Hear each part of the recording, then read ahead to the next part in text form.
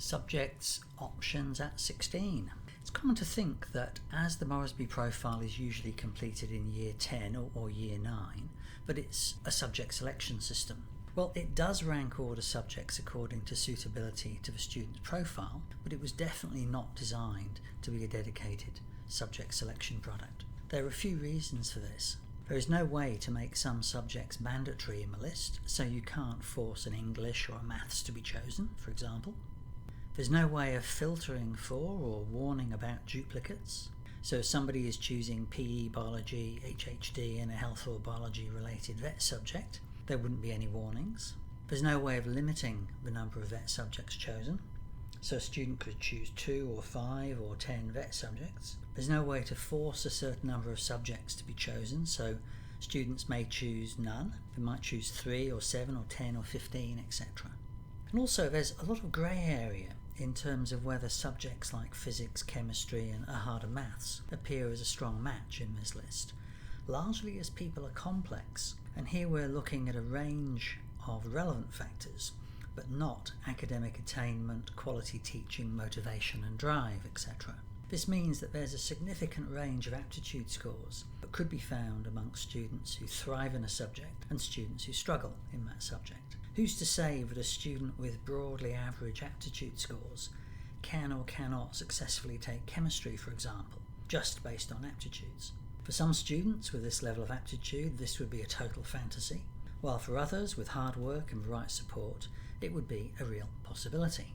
These system and real-world limitations do not mean that the tab is not of value, simply that it's designed more of a starting point for discussion and to make sure that all subjects are considered in the subject selection process. One benefit is that it does offer the ability for students to record their intentions, even though these might change, which if used diligently by students with a structured approach can give schools some idea up front, many months ahead of the normal process, of which subjects students are considering. And that's because you can run a frequency report based on what students are saying they're interested in taking. But it falls a long way short of being a dedicated subject selection tool that could replace what the school currently does.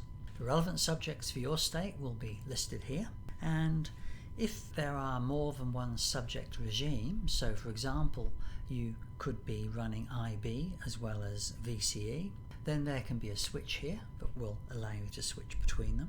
And subjects not presented still remain searchable as long as the student knows what they're looking for. Now, the certified user can turn on and off these subjects based on whether they're available at school or not, and they can also make decisions about whether all the vet subjects are listed or just the ones that you provide in-house or students regularly go to if they're leaving school. There are 80 odd subjects listed for Victoria, for example. If you do hide any, down the bottom there's a search box, and as long as the student knows what they're looking for, they can easily find it in the search box. Of course, if they don't know what they're looking for, they won't be able to find it. And for example, you could, if you hid some vet subjects, you could, here we've hidden vet building and construction, you can search on something like vet and get a whole list of possibles. Now, despite what I said about chemistry, there are some algorithms in the system around level of profile. So let's look at this. For students where the aptitudes are average or below, any subject scaled up in Victoria is demoted in the list.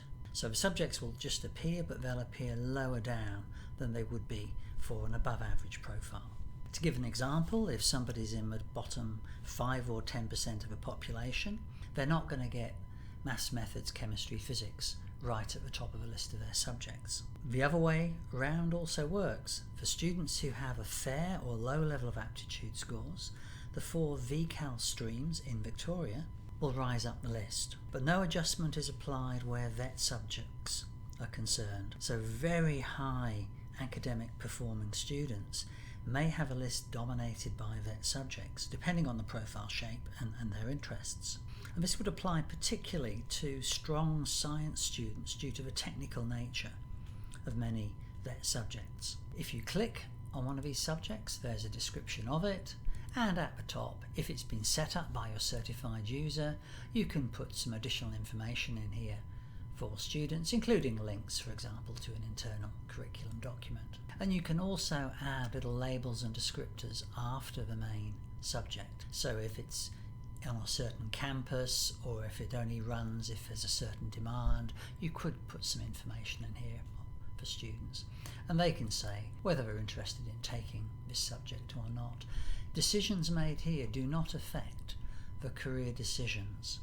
So, for example, if you decided to choose a whole series of humanities and arts subjects, but your aptitudes, interest and personality was suggesting a whole series of science careers, you'd still get those science careers even if you haven't made the subject choices which match in with them. So all in all, you can see there are multiple variables at work here, and perhaps the best way to use this list is to identify subjects that may be prerequisites or desirable for any favoured careers. So clearly you look at what the student's interested in, you then look at the careers, and if certain careers really require or often require specific subjects, you'd make sure the students are aware of that. And the other thing, of course, is that if you're choosing subjects well down in the list, there'd need to be a reasonably good reason for doing that, because these are the subjects which seem to match the student less well, and as a result they may not find them as easy as some of the subjects higher up the list. End of module.